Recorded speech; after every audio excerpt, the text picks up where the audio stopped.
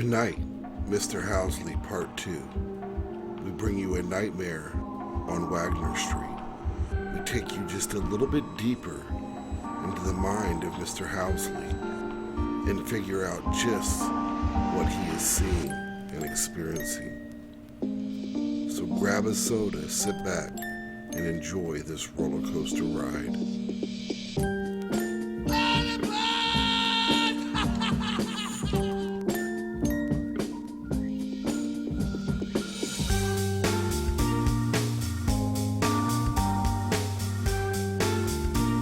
Welcome everybody back to the big show. With us tonight, as always, I got Nicky B in my corner. What's up, Nick? What's happening? What's happening, Rich? Yo, man, ready to do another fabulous show, and we got a great guest back again with us. All right. Yeah, I know. We got Mr. Housley back in the house with us for part 2. So I know part 1 definitely captivated me. What about yourself? Oh, for me, yeah, absolutely. I want to get down to the nitty gritty. Let's hear it. All right. And Mr. Housley, are you there, brother? I'm definitely here, definitely. All right, man. Hey, look, we loved having you the first time. We can't wait for you to jump back into it tonight. And with that said, let's just get right to it, man. The floor is yours, and we are here to listen. Thank you very much, Rich and Nicky B. It's a really good thing for me to be able to speak to a couple of people that are taking me serious, looking at the evidence, seeing that the evidence is there, seeing that it's real. That's very important, because without the evidence and confirmation of that evidence, nothing holds up in court, right? Yeah. And life basically to me is one big court meeting. And in the end, the judgment's going to be made, and there you have it. And that's what I've been living, is this big court battle. It seems like the legality for my soul is what's at stake. My spirit, whatever it is about me, this thing, whatever it is, wants it badly. Mm-hmm. And so that's why I contacted you, Rich. I like your show. I think you started off with a bang. I had a grandfather that served in the American Revolution, fought at the Battle of Kings Mountain in 1780. I'm a member of the National Society Sons of the American Revolution. I have other grandfathers documented that also served and fought in the Revolution as well.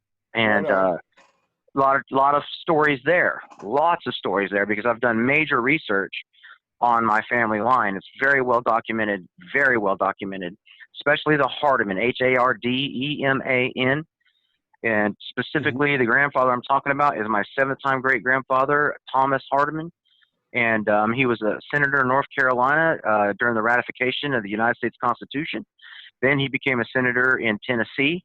And his best friend was Andrew Jackson, who served along with him out of their districts in Tennessee as senators of those districts. Wow. And there's a lot of history in my family directly involving Andrew Jackson, as well as other presidents.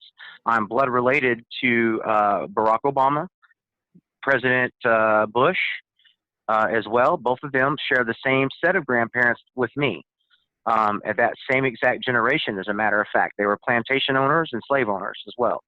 Oh, wow. So there's, and Polk, President Polk also. I have a great aunt that married him. So there's a major interwoven connection in my bloodline with American history. Mm-hmm. That goes back before colonial times. I'm talking Jamestown and all that. My family were, they were pioneers.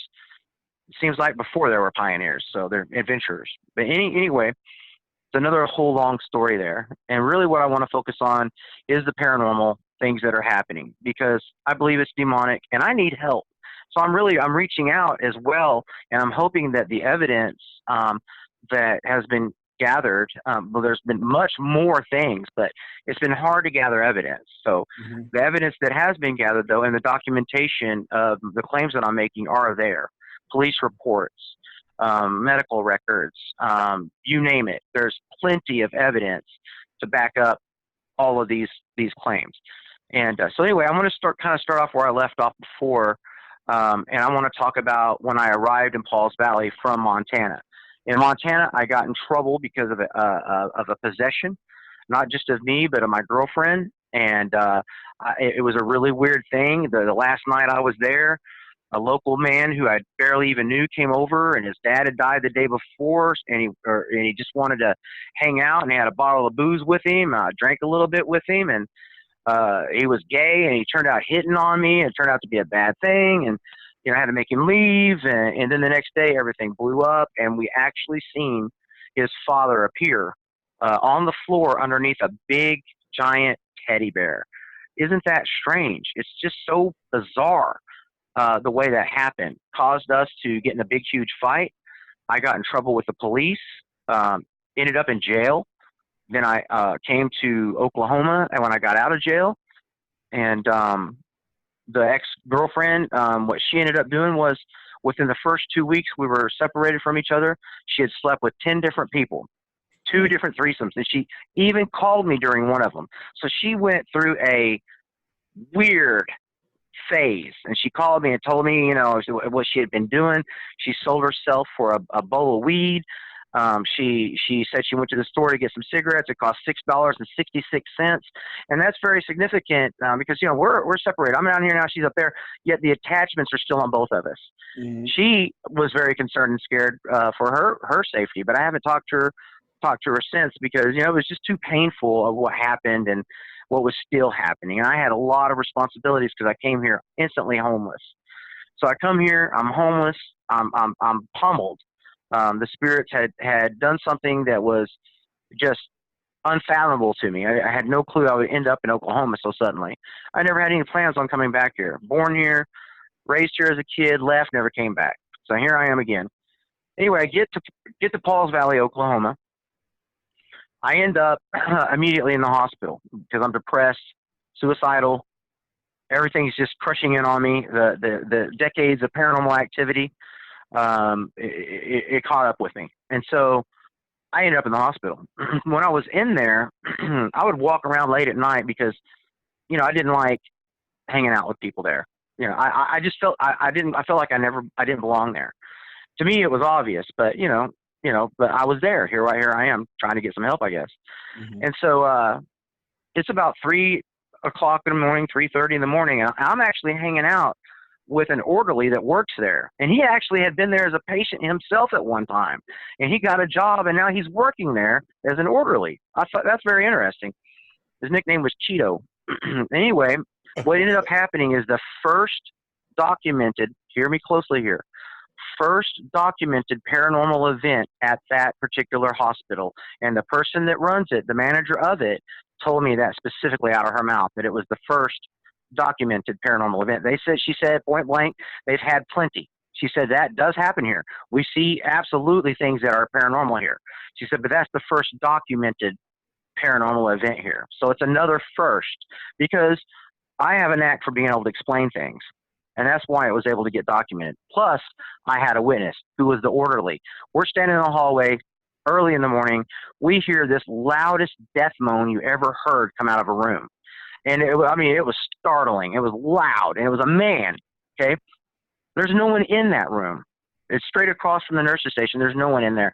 He opens the door. He looks all through the room. He comes out just totally puzzled. He's walking. He's checking everybody. He goes and checks every room. Everyone's asleep. He comes back and he goes, that was paranormal. And I said, yes, it was. And then right at that moment, he gets a call and he has to leave. So I sat down in a wheelchair that happened to be out there. And I'm just hanging out. I don't know where he went, what he's doing. He didn't say anything. And then I hear some commotion outside the double doors way down the hallway. And I could see shadows of footprints, and I can hear chains from because they handcuff your feet and your hands and everything when they bring you in there. I could hear the chains rattling across the floor. So I figure it's an intake. And 2 minutes goes by. I guess they get her situated. Anyway, this woman the door opens up. A woman peeks her head through the door who's close to 7 feet tall. The tallest woman, one of the tallest women I've ever seen in my life. She peeks her head through the door, sees me way down at the end of the hall, and then runs as fast as she can at me. I'm looking at her running toward me, and I'm thinking, she's coming at me. What do I do? So I just sat still. There was nothing I really could do. So I just sat still. And she comes up to me and she slaps her hand down on them wheelchair armchairs, puts her face in my face, and she looks at me and she says, just like this, Rich, just like this, Nikki B, I'm going to do it just like she did it. You're Junior. Now, I've never met this person in my life, but that is who I am. I am Junior. I'm Gary Dean Housley Jr. I was named after my dad. My family calls me Junior or GJ. Mainly the women in the family call me Junior. It's a special thing. And so only my aunts and mother would call me that.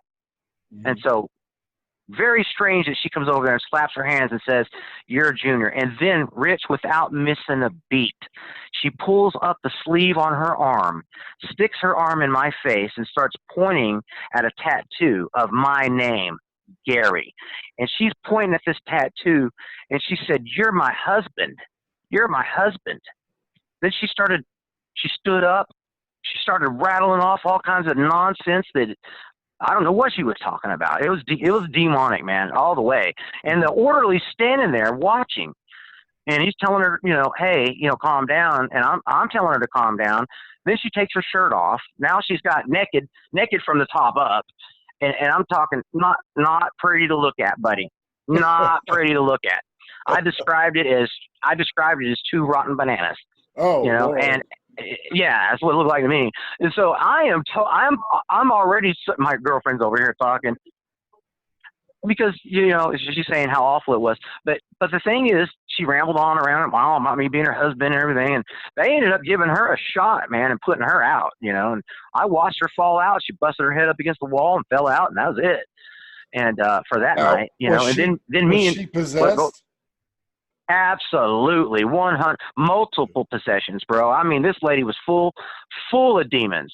The most possessed person I've ever seen in my life. She was able to say my very personal name. Mm-hmm. She was able to say that I had lost a baby, which I had the previous October.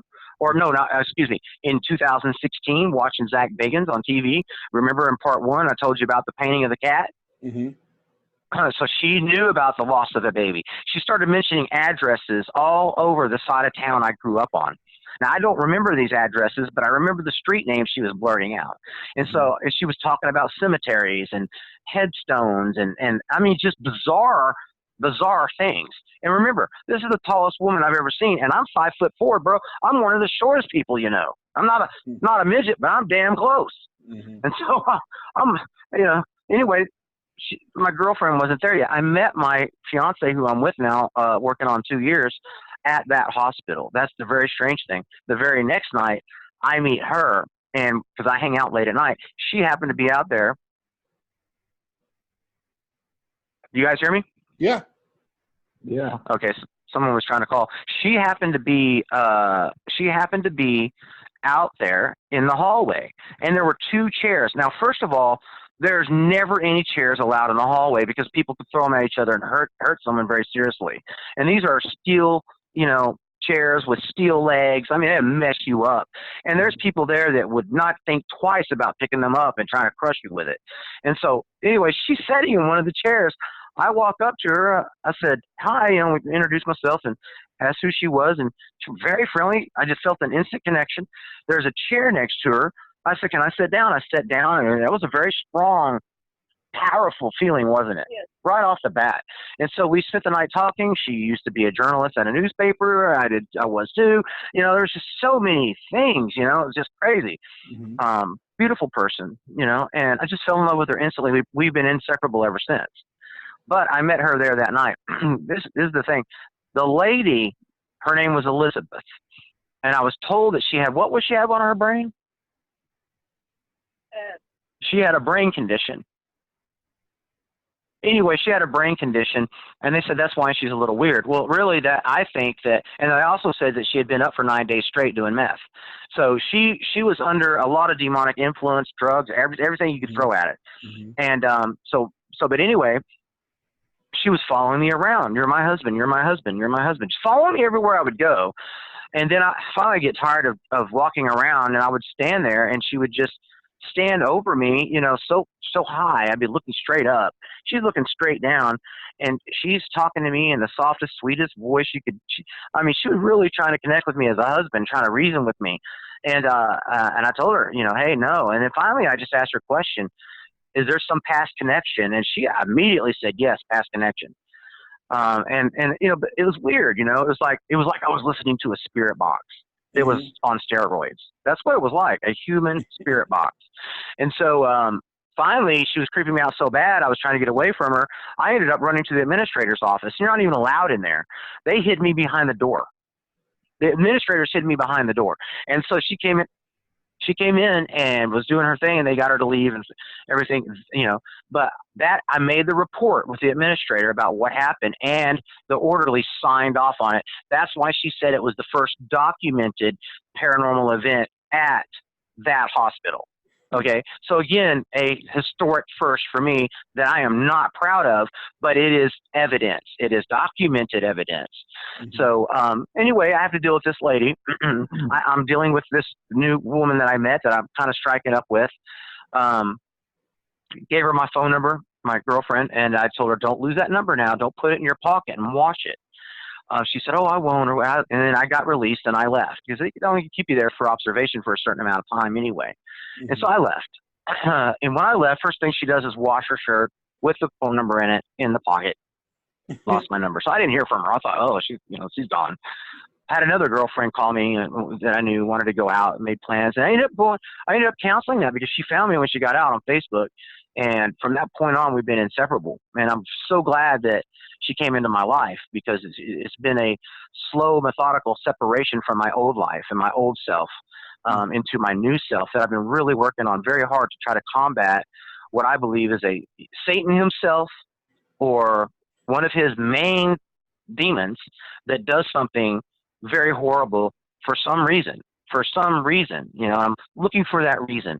And always looking for that. And that's why I've done so much historical research. It's not even funny on both sides of my family. And what I've learned is striking and worthy of being written in a book. I mean, there is a book actually. It's written about my family. It's called The Westward Movement, Hardiman Family, 1750 to 18 something, 19 something. I mean, it's just a history from 1750, even though my family had been there way before 1750, way before. But that book was written by Nicholas Perkins, a cousin of mine, who out of UC Berkeley, and it was published by University of Tennessee. And that book, you can find it on eBay. It's pretty cheap. But that's about my family. That's my grandfathers, my uncles, my aunts, everything in that book. And they used it as a history book throughout the United States. So it was a curriculum book about my family to explain the American westward movement. So, yeah, wrap your mind around that, And so anyway, I'm going to get back to when I got to Pauls Valley. All that stuff happened. I ended up in the hospital and all this. I get out of the hospital, have a new girlfriend, move in with her. We have paranormal activity right off the bat. Covers getting pulled off. Can I interject real quick? Can I interject? I just want to follow this. So yeah, go ahead. You were in there basically for like a 72-hour observation, correct? 5-day observation. Okay, you were a 5-day observation. Okay, and in there, a lady who was coming down off of meth, amongst other things, chased you into the administration office, correct? That's one of the things she did, yeah. But the first thing she did, though, was run up on me, and call me out. No. You're a junior, I mean, that's so personal because I go by Gary. I don't go by Junior. Only my family calls me that. Well, we all know you by that now. Yeah, everybody knows that now. So the administration was just letting people high on dope walk freely in this facility? Well, she wasn't high on dope the next day. She had, like I said, they gave her a shot, knocked her out. She slept. I didn't see her for a whole day until the next day, early in the morning. I mean, there was a time period where I didn't see her because she was knocked out, and then whenever I did see her the next time, she was a little different. Like I said, she was much calmer. So, but when I left, my girlfriend now was still there for how many days? Another 3 days.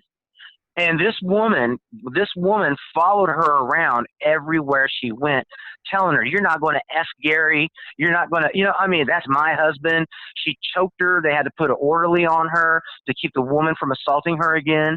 Then she would steal her food. Every time they were in the cafeteria, she'd just come take her food, took her food out of the microwave. And I mean, she'd be eating the food and the lady would take it from her right as she's eating it.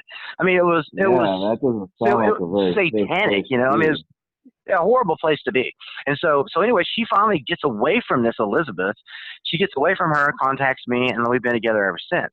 And I told her there at the hospital, I said, if me and you get together on the outside, I said, I'm going to warn you now, you might not like me because you're going to see paranormal things. You're going to see ghosts. Have you ever seen a ghost? She says, no, I have not. I said, well, if you're around me for any amount of time, you will guarantee you see a ghost. And so anyway, she has, I'm going to get into that story about the first entity that she actually seen with her own eyes, and then all the other entities after that. Paul's Valley. We moved here from a place called Lone Grove, and that's where we were in a little apartment. Paranormal activity going on there like crazy, seeing things, just weird stuff, but nothing major. Scary, alarming, but nothing major. We moved to Paul's Valley. I find a house as fast as I can, as cheap as I can. I don't know anything about the neighborhood or the house. I don't know anything. I just need to move into one. And so I found one, and I moved us into it. The second day I was there, I was sitting on the couch, and I was overwhelmed. I felt like two arms wrapped around me. I just felt overwhelmed and trapped. And then all of a sudden, I told her, I said, somebody died right here where I'm sitting. They died right here on this couch, and they ended up on the floor. And she's like, what? And I said, yeah, look at the floor. And we're looking at the floor, and there's a blood stain, thick blood, and no one's ever cleaned it up. There's a blood stain about 4 foot wide, about 4 foot round. I mean, about 4 by 4. I mean, there's a big spot of blood, and there were blood footprints all over the wooden floor in there. And I was like, but that blood right there is not from the death of the man who died here. I knew it was a man too. And I said, it's not from that man. I said, that's from something else. And so we were there a month, and I'm not a nosy guy. I stay away from the neighbors. Like I said, I'm really not a person that likes to socialize in big groups, but I will, and I can articulate, but I'm a little nervous because people usually don't understand what it is I'm talking about. Just, you're crazy. You're crazy. That's the answer right there. You're crazy. Listen, I'm not crazy. Listen, that's why I gathered evidence is because I might be affected from this. I might suffer some illness from this, but I'm not crazy in that sense. You know what I mean? I hope you understand. So anyway, I follow you, we brother. moved. Thank you, Rich. We move into this house.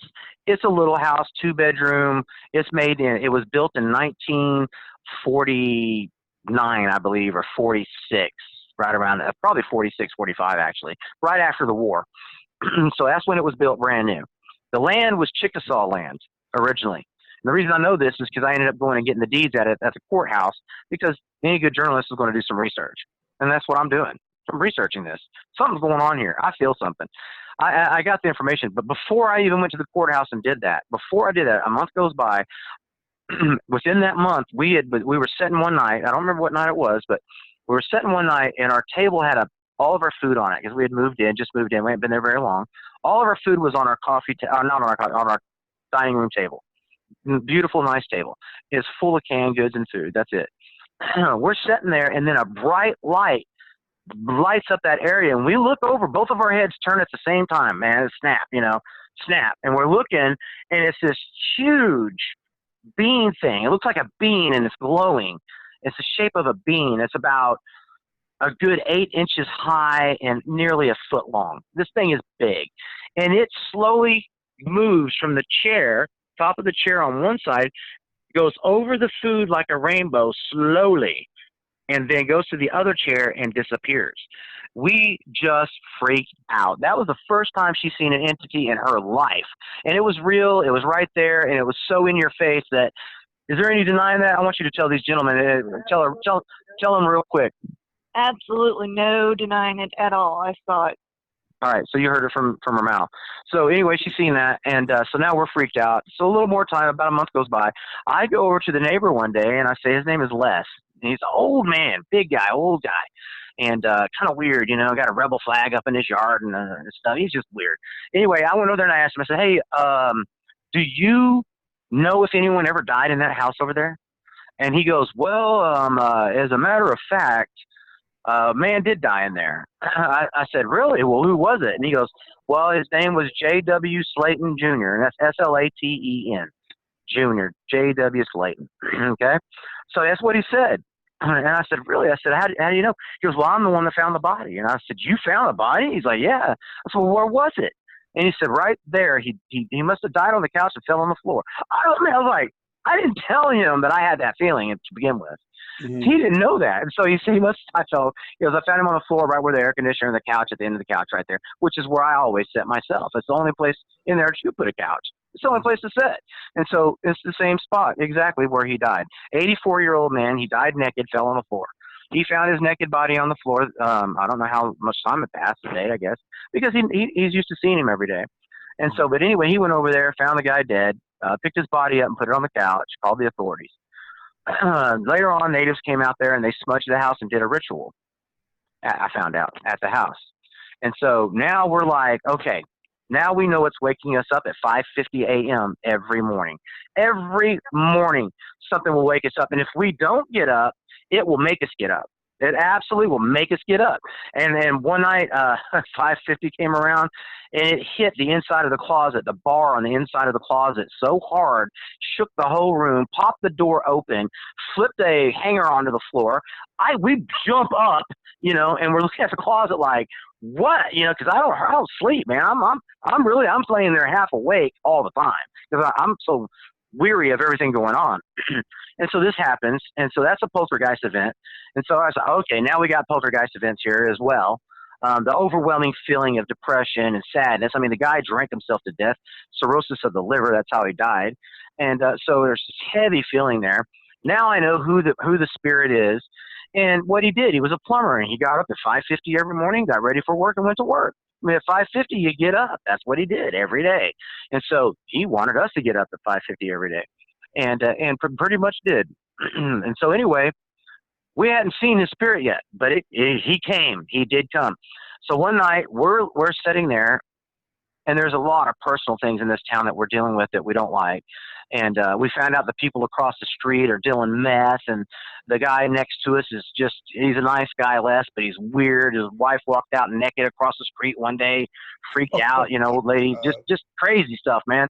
And so we're there, and we're scared of the neighborhood, man. We're seeing things are happening, poltergeists. We're like, man, And so one night we're in the living room. We won't sleep in bed because we gave that up because it's pushing on my legs through the mattress. Underneath it, pushing me, lifting my legs up 3 or 4 inches from the mattress with the mattress, all of it together like a big bump, and it'd move over and do another. Then it would walk on the bed. And one time a cat with a jingly thing on its neck walked on the bed and jumped off. But there was no cat. We didn't even have a cat, but you could hear it and feel it. It was just all kinds of spirits, it felt like. So anyway, we went to sleep one night watching TV. And I'm sitting in a chair. She's asleep in her chair. I don't know what aroused me, but I'm never fully asleep anyway. Something aroused me, and I just kind of cracked my eyes open, and I looked to the direction of whatever it is I sense, and I see a skeleton standing in the entryway that leads to a hallway that goes to the bathroom. So this entryway is no door on it. It's just the frame. You know what I mean? Mm-hmm. And so it's standing in the frame. And I'm thinking, am I seeing things? I'm looking hard. I'm like, that is definitely a skeleton. It's transparent, it's purple, and it's big. It's a tall man is what it is. Thick bones, big guy, which is how he was described. So I'm waking her up. I'm pushing on him, saying, hey, babe, wake up. Gotta get up, wake up. She's like, what? I said, listen, look over there and tell me, do you see something standing in that doorway? And if you do, tell me what you see. So she looks over there. She just has a puzzled look on her face. She looks at me, she says, it's a skeleton. And now she's looking back and she said, what do we do? She's panicking immediately. And I'm like, I don't know. I said, look at that. So we're looking. It's not doing anything. It's just standing there. And so I thought maybe it would disappear, because that's what everything does. Everything appears and disappears. And, that's what you see on TV and everything's real fast. And, you capture a picture, everything's fuzzy. There was nothing fuzzy about this thing. It was crystal clear. And it looked like it was It looked like a 3D electronic type of graphic to me, and it was purple. And anyway, so she said, "What do we do?" I said, "Let's just watch it." And so because I've had so much paranormal experience already, I'm not as scared as probably the average person would be if they seen something like that. And so I'm like, "Well, let's watch it and see," because I thought maybe it disappeared. Well, as we're watching it, all of a sudden it forms a body just all at once. Not slowly. It's all at once. There's a body, and it's clothed in it looked like a plumber's work outfit. That's the best way I could describe it. Overalls, big boots, and it had a neck that had what looked like a big round wheel in it, in the neck, in the skin. It was it looked like a yoke, is how I describe it. It looked like a yoke on this man's shoulders and its neck, a big stone wheel maybe. Now, was That's this an apparition? Like. This is a full-blown, full-bodied apparition, Rich. Okay, full-blown, bro. Yeah, it wasn't just an orb. Yeah, that was what I wanted to ask. So, yeah, you're seeing a full-blown apparition. Okay, continue. Full-blown. And so, okay, I'm looking at its face to try to see what it is, and all of a sudden, its left foot came out first. And when it took that first step, it looked like one of the men on the moon. The way it looked weightless. The way it walked was slow motion. It wasn't fast. It wasn't like no fast orb or fast this. It was slow as can be, and which made it 10 times more scarier, didn't it? Sorry, my voice changed. I'm talking so fast. I'm trying to get all this out in 40 minutes. Anyway, so we see the full-blown apparition. Man. And I look at the face, and his eyes are sunk in and really dark. He's got big lips and a big round honking nose, really wrinkled face, extremely wrinkled forehead, bald head, and that's what he looked like. Okay, so he took that step, then he turned and took more steps and walked toward us. And she said, "What do we do? What do we, now it's coming at us." I said, "Wait, let's see what it does." I told her again, "Let's see what it does." And it stopped right in front of her, and where she has an ottoman in front of her chair. It stopped right in front of the ottoman. So how many feet away do you think we are right now? That's probably, 4 feet? About 4 feet away from us. At 4 feet, Rich, if you can't see the detail of a human-looking apparition that's clear, you can see through it, but it's purple, but you can see through it, but you can clearly see every detail. If you can't recognize that and remember it, I'm sorry for you. You're not, I'm sorry for you is all I can say. So anyway, we see this guy, and then all of a sudden this V-shaped board-like things appear off the top of its head. And it looks like 2 half-inch boards that are forming off of its head. One's going toward our direction, one's going toward mine. And it's about 9 or 8 inches wide, each one of them, and it's kind of thin. And it's purple, same color as the entity. And as the board forms, it starts to curve down, and it starts coming toward our heads. That's when I finally said, "Don't let it touch you." And so I took off to my left. She followed me. I said, "Don't let it touch you." We both took off. We ran out the front door. As we were going out the front door, I turned around and looked, and it was turning toward the door. I shut the door. We run outside. Guess what? It's freezing cold, man. It's been raining, icy. It's freezing. We're barefooted. We don't have anything on but pajamas. It's just freezing as soon as we get outside. First thing she says, she's like, "It's freezing out here." She's going to go hypothermic if I don't do something. And so I'm like, oh my God, well, I can't let my girlfriend suffer, out here. And we're not going to go knock on the neighbor's door because what was it, 3 to 4 in the morning? Yeah. We're not going to go banging on people's door. There's a ghost. We're not going to do that. We're going to get arrested, So anyway, so I'm like, what do? We walk to the end of the block. I'm like, we're so cold. Like, you know what? I'm going to fight this thing. I'm going to fight it with Jesus Christ's name, and I'm not going to give up. And so we went back. I went in there, walked up the steps, opened the door expecting to see nothing. I open up the door, and he's standing on the other side of the door, right there, 2 feet maybe away. I immediately take the opportunity to scoot around it to get to her shoes. I grab her shoes. I grab her jacket. I didn't even grab me nothing. I'm just trying to help her. I grab this stuff. I turn around. I want to go out the door. He's turned toward me. Now there's no way around it. There's no way to get around this thing. So I'm going to jump through it. It looks see-through to me. So I'm going to jump through this thing. I'm going to try to skirt it at the same time too. If I'm going to jump through this thing, I want to hit the least amount of it as possible.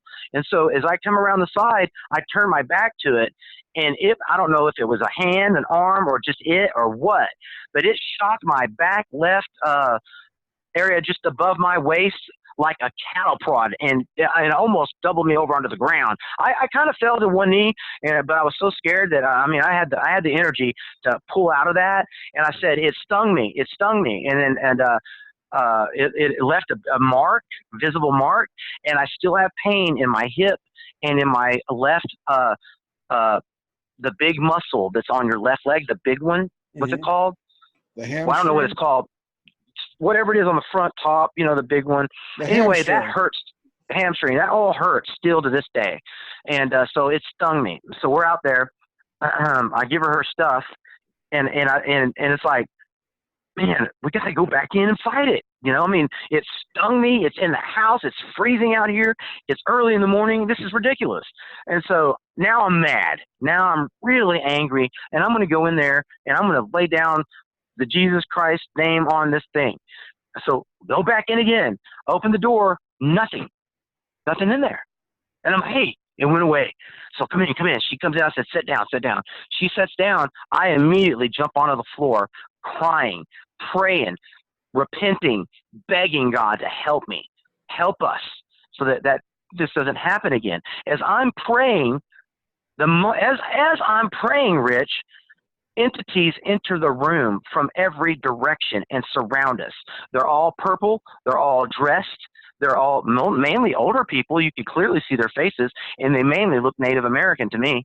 And so anyway, they were dressed in regular clothes, and that's how they presented themselves. They walked in and they stood. They didn't come at us, but they surrounded us. And I'd say there was at least 12 to 15. I didn't count. I'm scared. I don't have time to count. Oh, there's 15 entities in here, but that's about how many entities were in there. Mm-hmm. Okay, so on the floor, I'm praying. I kind of glance up. I told her, I said, do you see them? She said, yes, I do. I said, they're all around us, aren't they? She said, yes, they are. And as I said that, 3 more entities appeared, but these weren't purple. They were absolutely solid, man. I mean, colors, they look like flesh and blood to me, but they were laying with their head toward my head. And remember, my head and their heads are all at my girlfriend's feet in front of her ottoman on the floor. As I'm praying, I'm looking at them. I felt the spirit enter through the ceiling. I felt a transference of energy, is what I call it, come through the ceiling into the room. I thought it was the Holy Spirit because, like I said, I was praying, and nothing's attacking me, and these spirits aren't even looking at me. Their heads are turned away from me, but they're all there. And so I'm praying. This transference of energy comes in. I think it's the Holy Spirit. And so I said, babe, I think the Holy Spirit's here. And so I started, I said that. And then I started trying to feel it if it was good or not, because I wasn't sure what was going on. And then I noticed a spirit standing next to my girlfriend. I thought it was her grandma. It was a grandma-looking lady, so I thought it was her grandma because we've always said she's always felt her grandma's presence. So I thought maybe that was her grandma because she looked solid too.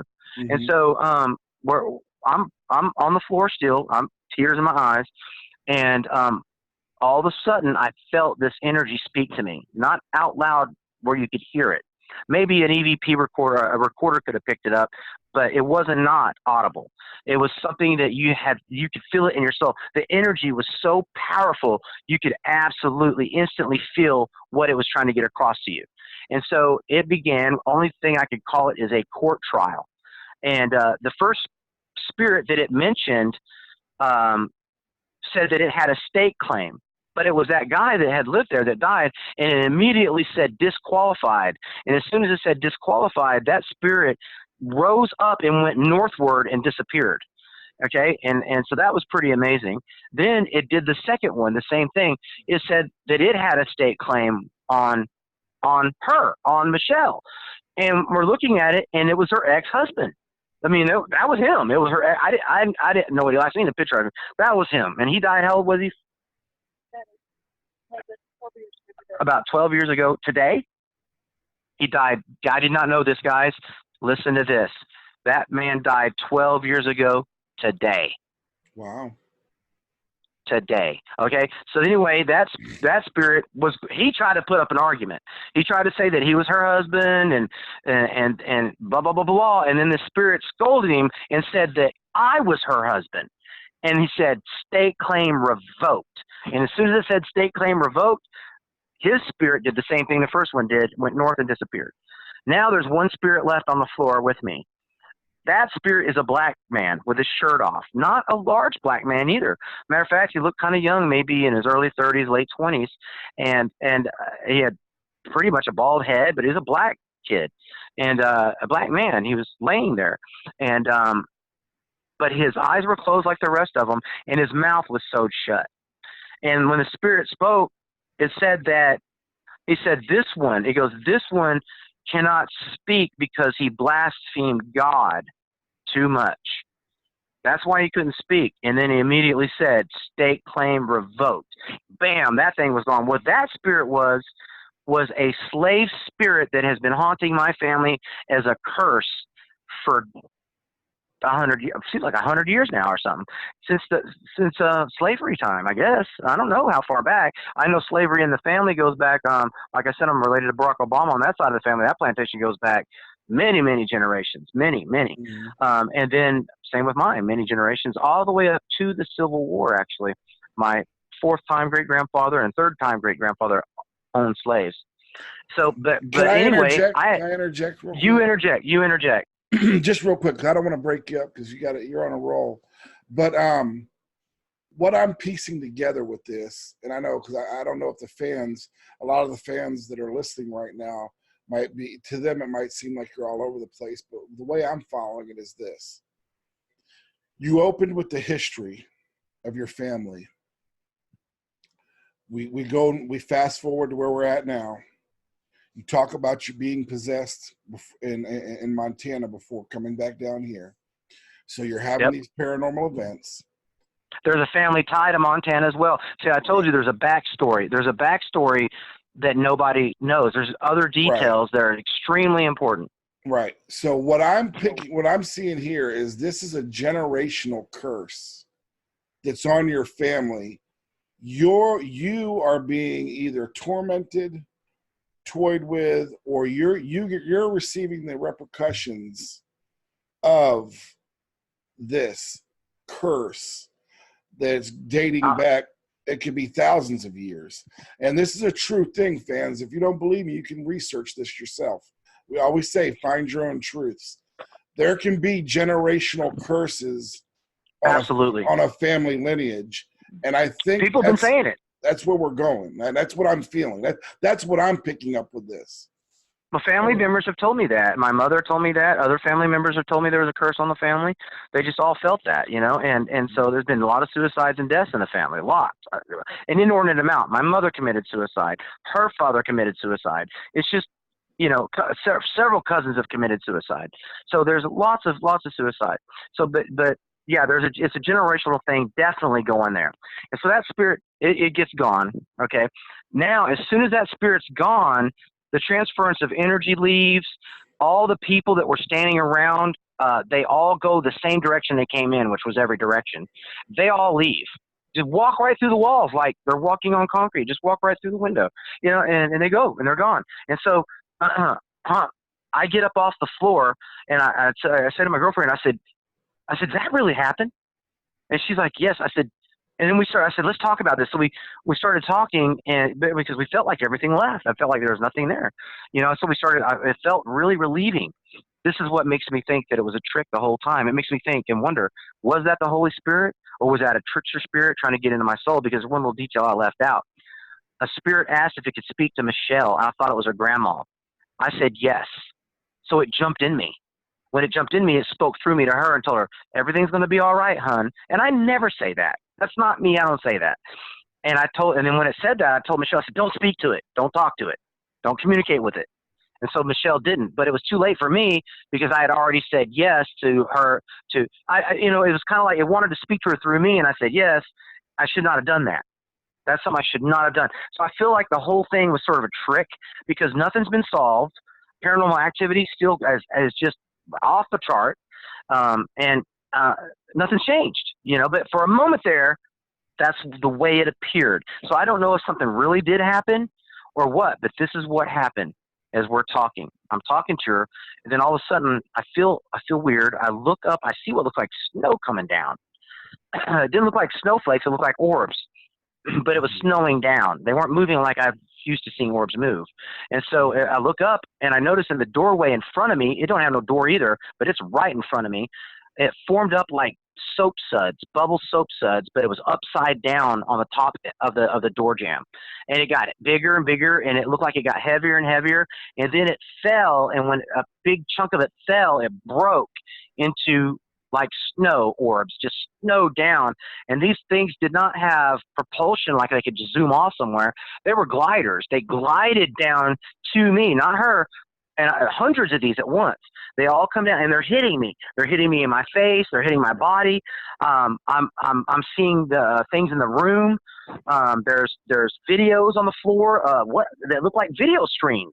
They look like video screens on the floor, about 10 or 15 of them, and they were playing videos. The one that she seen was playing Wonder Woman. I mean, the ones that I seen in front of me were playing Russian soldiers on one side and people holding babies on the other. So I don't know what that was about.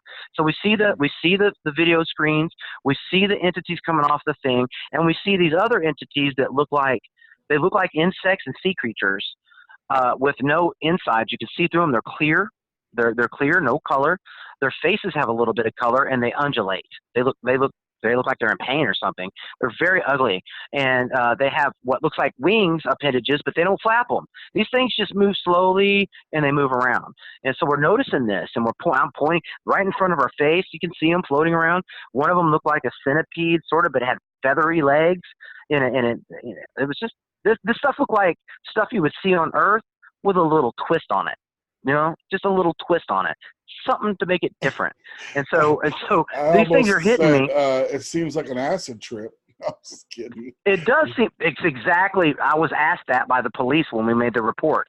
Not an acid trip, bro. Okay, no, so anyway. I know. It's just the way you describe. Yeah, I was like, yeah, wow, it's well, here was my answer for the police. Okay, if we're both on drugs and seeing having a drug trip, how would we both be seeing the exact same drug trip at the same time? Wouldn't you have your own individual drug trip? I think because you know, and they interviewed us. The cops interviewed us separately and told us our stories matched. So he said, the cop says, well, you know, you never know. I'm open to learn something new. You know, these guys told me that every time they go to a place where there's reported paranormal activity, they never see anything. I said, well, you want to go to the house? They refused. They said, no, we don't need to go there. I said, what? You said you want to see something? Well, every time we go to one, we never see anything. That was their excuse for not coming to the house, is every time they go, they don't see anything. All right, whatever. Okay, so anyway, we trip out, and I said, these things are hitting me, and I could see them in my eye. One of them looked like it had tentacles on both sides of its little body, and the tentacles were just flat. It looked like a sea creature. And then one of them was a fish, but it had the body of an ancient fish, not of a modern fish, an ancient fish. Mm-hmm. Its face had big teeth like a deep sea creature would have, you know, one of those weird looking ones. It was swam back and forth in my eye and went to the corner and disappeared. The other entities posted up around the edges of my eyes with one side of their body and the other tentacle side of their body behind my eyes. And I could see them even once in a while to this day. If I go outside in the sunlight, especially in that, you get that ultraviolet radiated light out there, it hits my eye, and that's when they really come out and start fluttering around, gathering up that sunlight. I'll come inside, and they're so powerful and so charged up. The darkness of being inside makes it possible for me to see them very clearly. And it's depressing. It's scary. It's something you do not want in you. I call it an infestation of spiricides. I've named them spiricides. I don't know how else to describe them. Mm-hmm. We're scared. We jump in the truck. This time we decide we're going to leave. We're going to go to someone's house. We don't care what time it is. We've had enough. The first bit was scary. We didn't, you know, that was frightening and horrible. This right here, these things are hitting me. They're entering me. This is evil. We're getting out of here. So we left, went over to a friend's house. We get to his house, talk to him. I look up at his doorway, and they form up in his doorway. And I'm like, wait a second, you know. So she sees them too, and he can't see them. He can't see them. And I'm like, oh, he can't see them, but she can, and I can. So it's a little bit strange. And they had dimmed a little bit. They were light gray. They were a lighter gray. They weren't bright white like they were. Over at his house, they were lighter gray. Mm-hmm. And so he's like, I don't see him. I don't think he was looking, really, to tell you the truth. But anyway, he goes to sleep, and we're sitting on the couch. I put on her glasses to protect myself from the bombardment. As they're hitting my face, two of them stick to the lens. And I say, wait a second. I said, do you see this? Because here's my chance to say, do you see what I see? And she looked into the glasses and the lens and could see two of the creatures. One of the tentacle creatures was there, and one creature that I did not recognize until I mean, it was the first time I seen this one. This one would look like a skull with no teeth in its mouth. It's a kind of a concave mouth, sort of weird, no lips, just sort of no nose, but eyeballs. Eye like a skull, eyes like a skull, no eyeballs, but eyeball socket, and it had a skull. It was all it was, no neck or anything like that. And the round part of its head had little spikes that were protruding out. And these things it was just jumping around like jello, man. It was full of energy. It appeared to have nothing in it but energy, swirling light. And it's very small, but in the glasses you could see it. It kind of magnified it enough to see excellent detail of both the creatures. The skull one, every once in a while, one of the protrusions would pop out a small jet of flame, and it would fog up the glasses around the flame. Small jet of flame. Wow. So whatever these things are, if they're able to shoot a small flame like that, and I think they attach to my nervous system. I think they use my eyeball to attract energy. That's how they live, is off of sunlight or light, period. They need it for some reason. It took hours for those two creatures to fade away off the glasses. And they did. They grayed out and then they disappeared. But it took hours for them to disappear. They were stuck on that glass or in it. It looked like they were in it, didn't it? It looked like they were more in the glass than on the front of it. I think it was it was even longer. I don't know. I was scared out of my mind because they came at me, not her. And anyway, it was a real personal thing, obviously.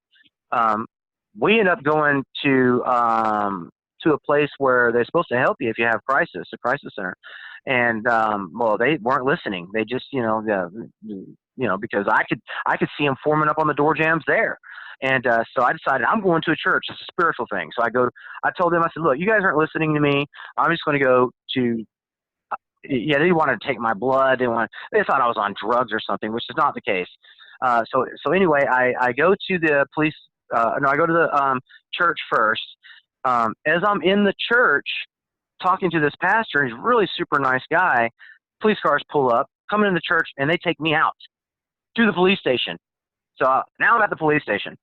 I was going to go there anyway. I even told those people at the crisis center, I'm going to go to church and I'm going to the police. I told them that.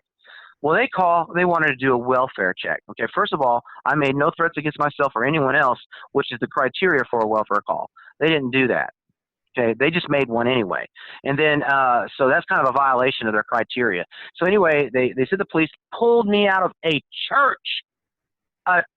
Rich, seeking spiritual help, pulled me out, took me to a police department, put me in a room, gave me an iPad.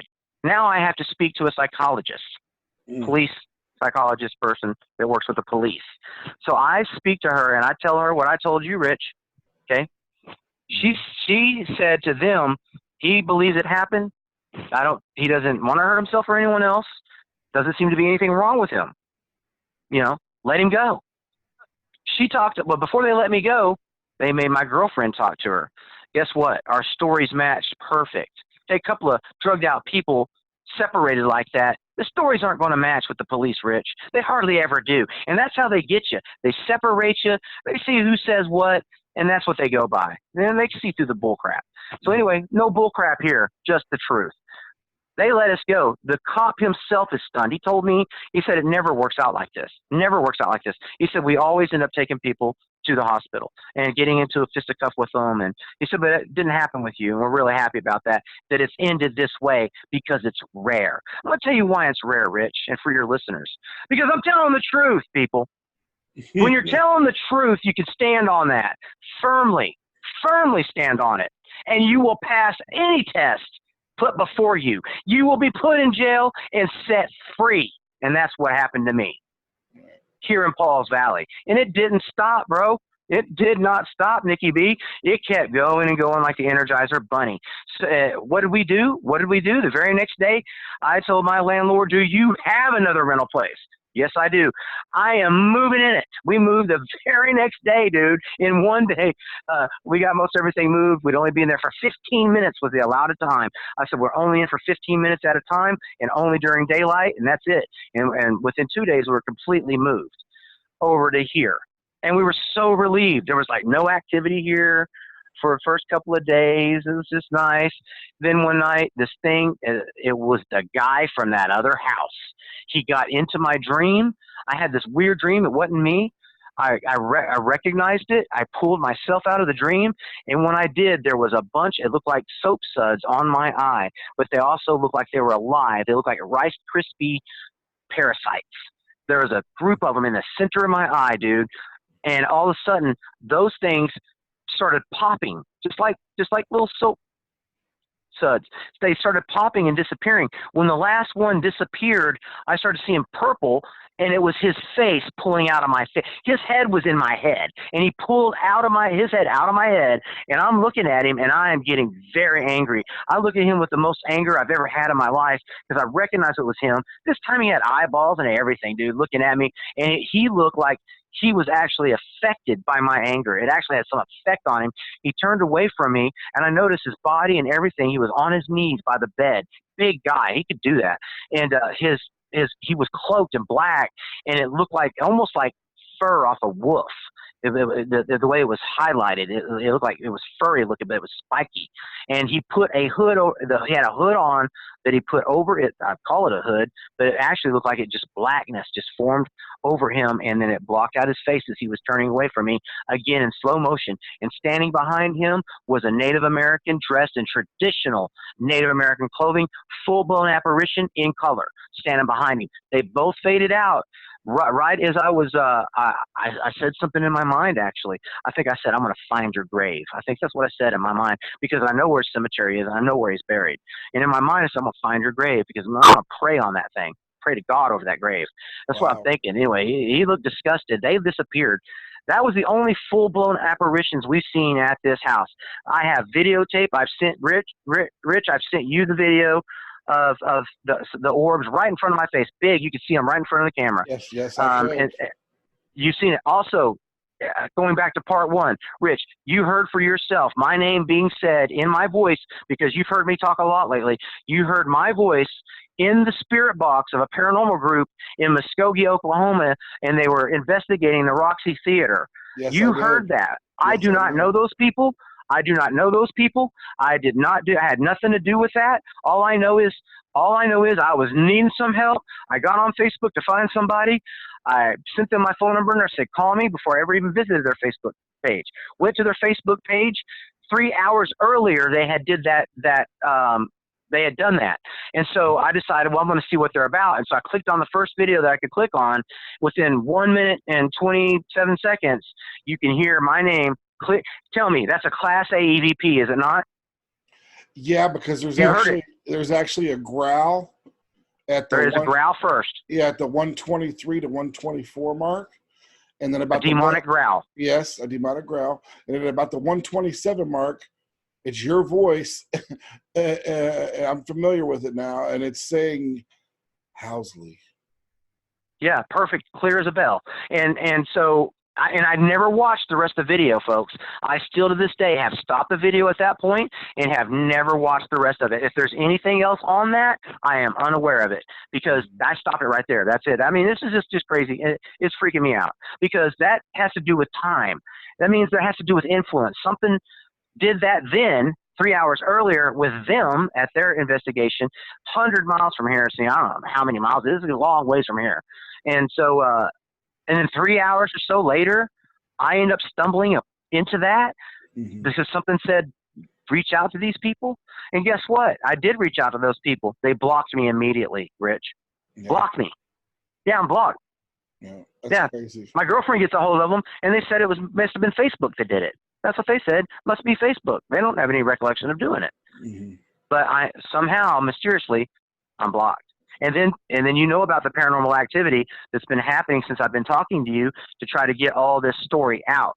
And trust me, what I've told you in part one and here in part two is only less than 2 hours of what really is a conversation that should be more like 20 hours of conversation Sure. to get Sure. to get everything out. But I've told you a summary of the main things, but there are many little connections that show to me kind of why this is happening to me.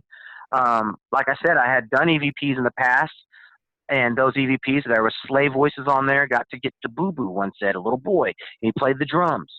That same week, former descendants of the slaves that were formerly owned, who have my family's last name, mind you, Hardeman, down in Texas, got a hold of me.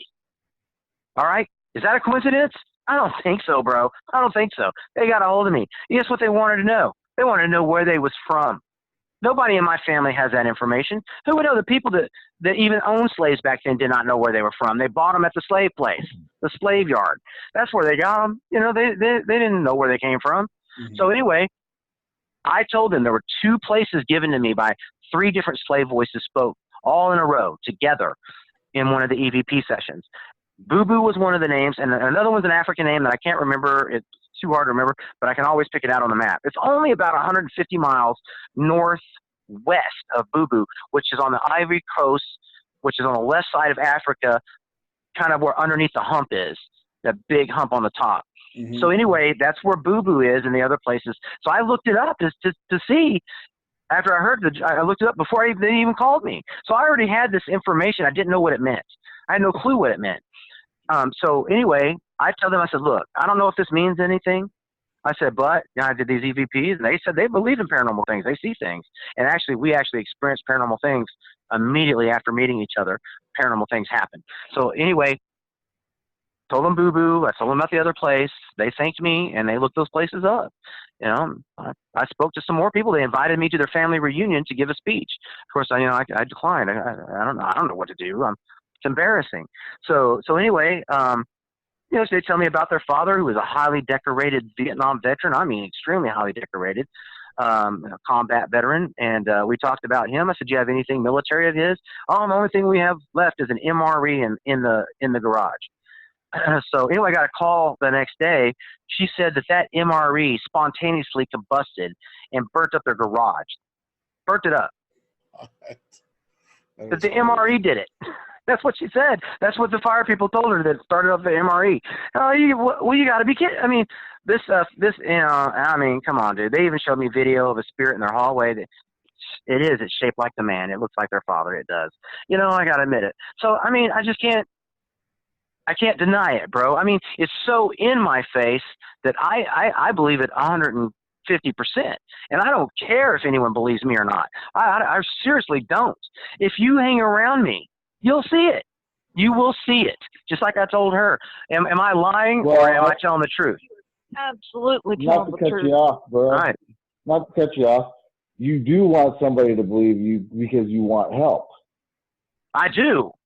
Yes, but I Okay, only want so someone. yes. I want someone to believe me that believes in this kind of thing, and that's why I reached out to you, Rich. So knowledgeable, you're so well connected. You're trying to get the word out there because you know it's real. Mm-hmm. But so here's my thing. What is it? What kind of help exactly is it that you want? Getting your story out is not purely enough. What exact kind of help do you want? What kind of relief do you want from that help? This is kind of how. That's That's a great question because that is the number one question that I have is how to get some help. It's going to take somebody with experience that's willing to work with me through time. In other words, it's going to take some commitment. I do believe that someone out there does have experience more than I do with this type of stuff and understands it better than I do. It's worked me over. It's kept me underwater and only let me up to breathe a little bit of air here and there. So I'm under duress. Well, hopefully prayer. doing this is, it'll catch somebody's attention that might know somebody that knows a little bit more. I mean, because like I told you, I can follow. I'm picking up what you're throwing down, and I'm following you.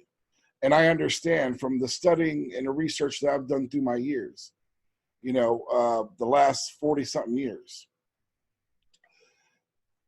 And from what you say to me, like with the parasitic types, the little bubbles, to me it almost sounds like disembodied spirits from the pre-Diluvian age. And when I say it almost sounds to me like you need to get a Catholic priest in there. No. See, I've been told that too, You're Nikki B. laughing, bro. You're laughing, but you know what? Let's look at the scenario here real quick. Right. He's whether it was willful or unwillful, he ended up in the hospital, right? Yes. Got I no ended up help in the there. hospital. Got no help there. Okay. No help. Then he went to, hold on a second, guys. Then he goes to a church seeking his own personal help, right? Didn't Yes. get that there. Okay. I don't know if there's other types of help that you've reached out for or not, but thus far nothing's worked. So what, hypothetically, well, not hypothetically, let's make a list. What did you try? Okay, obviously those didn't work. What have you not tried? And let's look at that and go forward from there as far as trying to get you help. Mm-hmm. What have I not sense? tried? What have I not tried? Well, I'm not That's a expecting good you question. to ramble the list off right now. What I'm saying is we got to look at what you have done and what you haven't done. Try the newer things to see if I'm you can get some naturally help that way. Yeah, I'm naturally there at this point. I think I'm right there at this point. So I'm on the cusp. I'm on the cusp, and I think well, Nikki B, you and Rich, I think are a hinge pin here for number one, for getting the information out there, because it's irrefutable. Anybody can go to that paranormal group's website. Anybody can go to it. The link is on the paranormal group that Rick is part of and that I'm part of and Nikki B's part of on Facebook. There's a paranormal group that we're all part of. And if you search me out in there, you will see posts and you will see links to the video. And I describe what to look for, when to look for it, and then leave it up to you tell me what that is. You've heard anyone listening to me right now has heard my voice. You'll be able to tell that's my voice. But hold on a second for me, please. I understand what you're saying. We can go check out the video, so on and so forth. What I'm getting at is getting you help. Yeah, I don't even know what to do. To relieve you of this.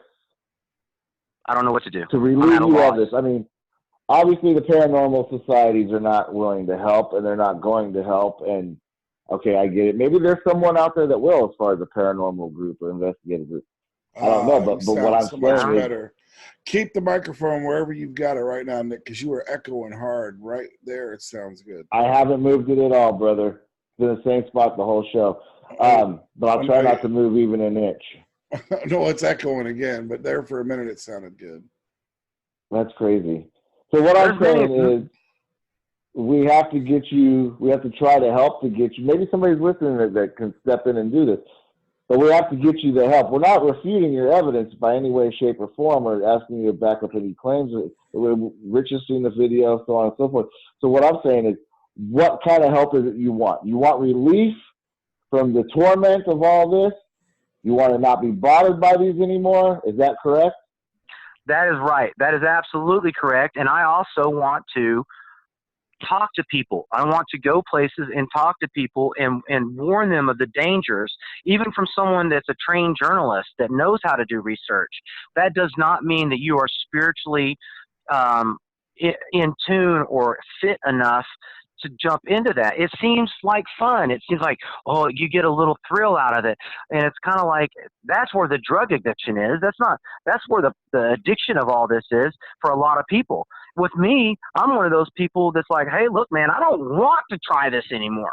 I don't want to do this game no more. This is just somebody's playing a game with me and I'm losing constantly. Who wants to keep losing? So I want to win. And I want to tell other people that they can win, but I can't do that until I win. So once I find out how to win over this thing, I am going to take that with a motivational speech, and I am going to take it everywhere I go, and to anybody who will listen that's trying to get, even my family, some of my family members put on Facebook, oh, we're going to go to this haunted place and take this tour. What do you guys think? I told them, don't do it. Don't do it. It sounds like fun, but it's not. It's not fun. You're opening yourself up to something you do not want a part of. Now, I'm not saying to people, everyone out there, hey, man, don't be a researcher. We need that. If we didn't have Rich Wheeler, Nikki B, and people like Zach Bagans and all these other people, we wouldn't have the evidence that's coming out now. It's more believable. Now it's a little bit more easier to swallow than ever before. So, and it helps that the military, the Department of Defense came out and released those UFO, they call them UAPs now, unidentified aerial phenomenon, but they even admitted that they did a study. ATIP was the name of the study, AATIP, and they have video that they released. It's been all over Fox, CNN, MSNBC, it's been all over the news. And so people just, they just don't think, well, no, who cares? Hey, look, when they say hundreds of these things are falling out of the sky and they can't maneuver nowhere near them and they're moving at G-force that would crush a human being like a bug, hey, look, come on, something's going on. Something's going on. I don't know how it all ties in, but I'm looking for the answer. If I could ever figure it out with Rich Wheeler, with Nikki B, if all of us work together, other groups, other people in the forum, if we work together, support each other, really look into this seriously, and I say the main thing is believe in yourself and God, number one, maybe I will get that help I'm looking for. Because I'm a man who knows a little too much, Rich. Exactly. That's what I said. That's kind of how I introduced you. But I'm telling you, man, and I'm not laughing because I think, again, this is funny. I'm just laughing because I'm so overwhelmed. There's a spiritual battle going on, definitely. And a lot of people will not acknowledge the spiritual side of things or a spiritual battle, or say, oh, that's stupid to think that way. But you're living, breathing proof that there are dark entities out there and there are light entities. And the only way to cleanse your soul is you went into something not being prepared. It's like, I'm going to give you an example. It's like you want to play in the NFL, but you never touched a football before. That's exactly. That's how you jumped into this paranormal thing. And it's just like when kids play with the Ouija board. I am not for that because these kids don't know what they're doing. They could be opening up gates that are gonna have apparitions or things attached to them that they have no control or idea what's going on. So once you open up a door and you don't know how to close it, you're gonna be continually attacked. You're gonna be continually beat down. And the only thing that I can say from my point of view, and this is just my point of view, it's not BRRS-MEDIA's, it's not Nikki B's, it's not Mr. Housley's, it's my point of view, is you make sure that you're right with God, and you've got to believe in your heart and be saved, be full with the Holy Spirit, and fight it that way. You got to fight. You can't fight a spiritual battle in the physical being. So you've got to use spiritual techniques to defeat something that is in the spiritual realm. Point blank. Point blank. So we've got to find out where you're. That's first. You got to take a look at your inner self, is what I'm saying. And I consider you a friend at this point, as much as we've talked. And you know a lot about me. I'll tell you anything, man. The good, the bad, the ugly. Right. I'm laying it out there for the public. I'm just letting the public know there's some ugliness to my life that I'm ashamed of. I don't care. It's so important that people know not to take the fall that I did, because it will bust you to pieces. It will bust your life to pieces. And I don't want that to happen to anyone else. I don't want people to end up like me. Mm-hmm. And I get that. And that's the first, me and you talked one-on-one on the phone for a bit. And that's one of the, because I asked you, I said, what do you want to be able to take away from this? And your main thing was, I want to be able to let people know that don't dabble in things that you don't understand, because you could hurt yourself. And you're a prime example. And two, you just want to be able to find a way to have this cleansed, to live a normal life. That's it. And if, like I said, with us getting this out there, hopefully someone will fall upon this that can help maybe guide you in a direction. I know that I'm here for you spiritually, brother, and I'll back you up that way. But if somebody has any other ideas, fans, if you know anyone, or if any of this strikes a nerve with you, if you've experienced any of the type of phenomenon that Mr. Housley has presented to us tonight, how did you react to it? How did you combat it? Let us know. Post in the comments. Get a hold of me in a message. Please, yes. Nikki, you got anything else you want to talk about before we try and wrap it up this evening? No, I was just, you know, he's got an overwhelming story. I'm taking it all in, and really hope that he can get some help, or we can assist in getting him some help. I think we can, man. And, you know, I don't have a magic wand, and I'm by far just a normal human being like everyone else. I do a lot of reading and studying, and a lot of these things that he talks about reminds me of some of the research I did. You know, with the pre-Diluvian era I was talking about, and the times, you know, prior to the flood, when it was just mad chaos on earth and monstrosities running across, you know, rampant. And some of the things you were describing, these, you know, almost these hybrid type entities, it totally makes sense, because if you follow the scripture, it speaks about man seeing things in the end times that'll stop his heart. That's right, and this is what's going on. My heart has been killing me. It's been pounding out of my chest for no reason, out of the blue. Nothing's exciting me. Nothing's causing me anything. I don't have any heart issues at all. But all of a sudden, recently, very recently, my heart is just, I mean, scaring me to death. It's pounding so hard, so fast. I've been telling my girlfriend that, hey, I could pass out and die any minute, because the way this feels is trying to give me a heart attack. Whatever it is trying to give me a heart attack. Mm-hmm. That's exactly, just like in Revelation. I'm not a big guru on everything that's in there, but I've read it enough times to know a couple of things. And some of what's mentioned in there is that there would be signs and wonders in the sky, and that keeps coming back to me constantly, is the signs and wonders. Mm-hmm. And so signs and wonders, and you look at what's coming out on the news through the Department of Defense. Mm-hmm. If you go to part 1 of our interview and you hear about. Shortly after this point, we lost audio and video connection. The interview continued for roughly another 10 to 15 minutes, but that has been lost. So I went ahead and cut it there. With that said, I want to let everybody know that we thank you for your patronage. We appreciate you watching our videos here at BRRS-MEDIA. So as I always say, God bless, stay safe, and have a wonderful night. And enjoy these bonus EVP and orb videos that we've added at the end. Okay, I'm sitting here watching television.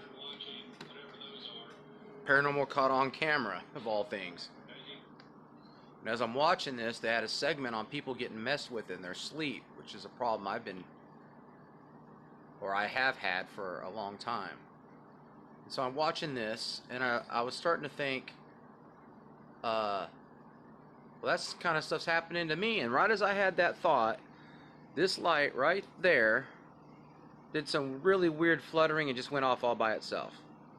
And it's still off. So, I don't know what's wrong with it.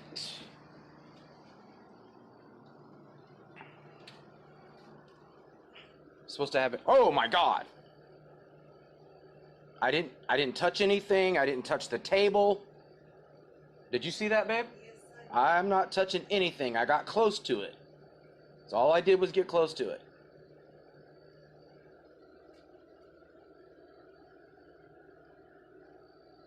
I was going to touch it. That's weird.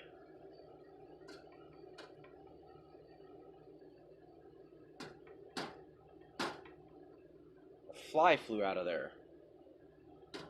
Well, now look, nothing. There's a fly. There's a fly right there. It came out of that thing. Sitting right there on the edge. Can you explain that? Did you see that? I mean, I tapped on that thing hard, man. It's not blinking in and out no more. And it blinked like right as I got here. It scared me. Anyway, this is what's going on over here. This is the kind of stuff, I mean, way worse than that. This right here is just atypical, I guess, but Man, got that on video.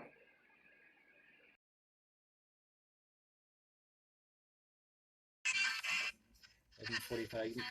Let's go back and talk with Carol again before we take off. Communicate with Carol. Just make sure you take your shoes off before we hit the floor. Yeah, I think Carol wants us to talk. I heard ghost. I heard go home. Go home. He'd tell you to go home. That's what I heard. Again before we take off. Communicate with Carol. Just make sure you take your shoes off before we hit the floor.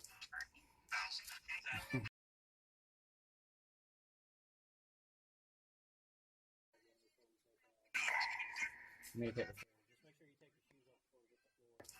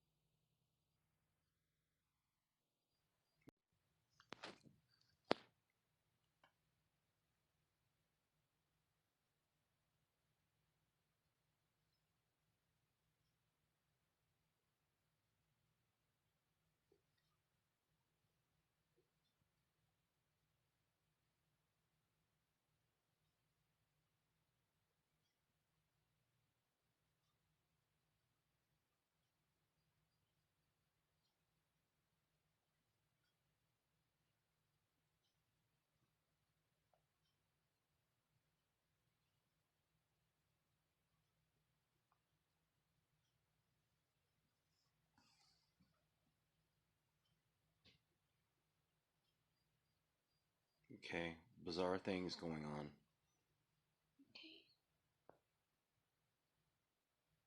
What are you saying? Mm. Cammy sees it too. It's actually trying to mess with her, I think.